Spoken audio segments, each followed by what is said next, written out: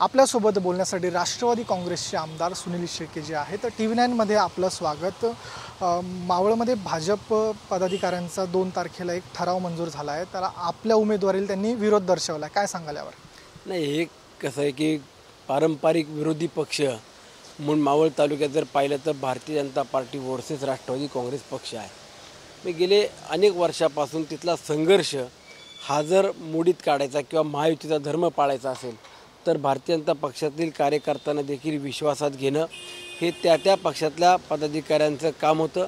परंतु मेळाव्याच्या निमित्तानं काही इच्छुक मंडळींनी जी काही इच्छा व्यक्त केली त्यामागचं राजकारण वेगळं आहे, परंतु त्यात अधिकचं बोलणं मला असं वाटतं की आज तरी योग्य वाटत नाही आहे। भारतीय जनता पक्षाच्या मेळाव्यानंतरनं जो काही निर्णय स्थानिक पातळीवरती घेतला गेला त्यावरती भारतीय जनता पक्षाच्याच वरिष्ठ नेत्यांनी मला देखील काही सूचना केल्या, विनंती केली आहे की जस्ट वेट अँड वॉच, आपण काही दिवस शांत राहावं, आपण कुठली प्रतिक्रिया देऊ नये।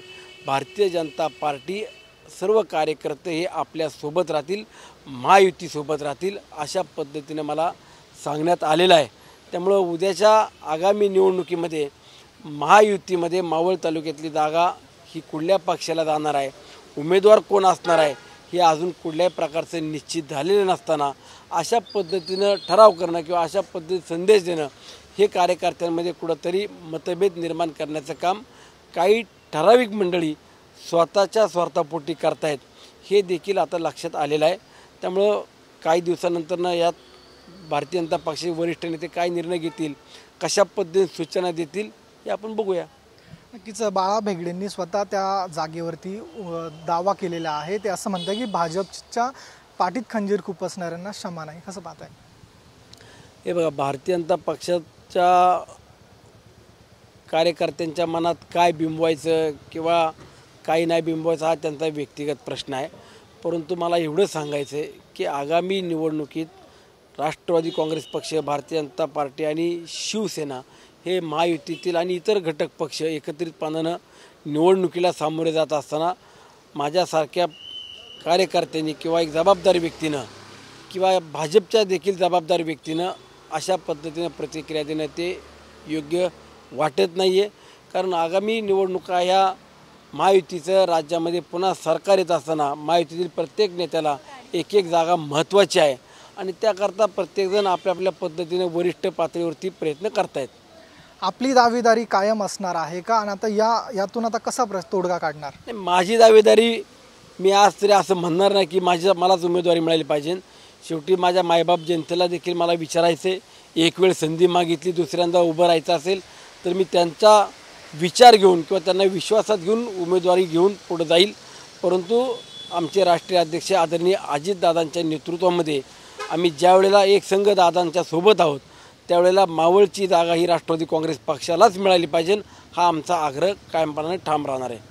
आज अपात्रतेसंदर्भात सुनावणी होती, त्यामध्ये आपल्या गटाकडून काही अवधी मागितला, यावरती जितेंद्र आव्हाडांनी टीका केलेली आहे। ते असं म्हणताय की अजित पवारांना यातून पळच काढायचा आहे, कसं पाहताय? हे बघा, शेवटी आता ही न्यायालयीन लढा आहे। आता न्यायालयीन किंवा कायदेशीर लढ्याला सामोरे जात असताना आमच्या पक्षाकडनं जे कोणी वकील त्या ठिकाणी नेमलेले आहेत त्यांनी त्यांची बाजू कोर्टामध्ये मांडली असेल, परंतु मला असं वाटतं की अशा न्यायालयीन लढ्यामध्ये जितेंद्र आव्हाडांनी सारखं नाक खुपसू नये आणि जो काय लढ्यातून निर्णय होईल किंवा न्यायदेवता जो निर्णय देईल तो जनतेला किंवा राष्ट्रवादी काँग्रेस पक्षातील आमच्या कार्यकर्त्याला देखील मान्य असेल। नक्कीच आता निवडणुका जवळ आलेल्या आहेत, विधानसभा, आता बैठकांचं सत्र आपल्याला पाहायला मिळतंय। पुण्यासंदर्भात आमदारांची बैठक अजित पवारांनी आयोजित केली होती, काय सांगाल?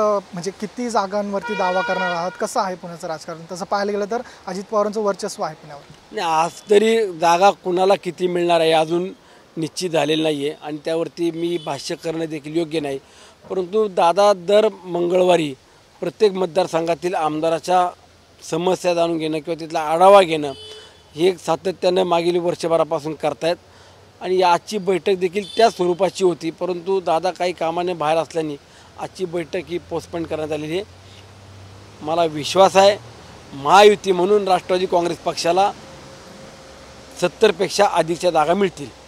धन्यवाद, आपण आमच्याशी बातचीत केली। आपल्यासोबत होते राष्ट्रवादी काँग्रेसचे आमदार सुनील शेळके। कॅमेरा पर्सन हरी नेगीसह मी ऋतिक गणकवार, TV9 मराठी, मुंबई।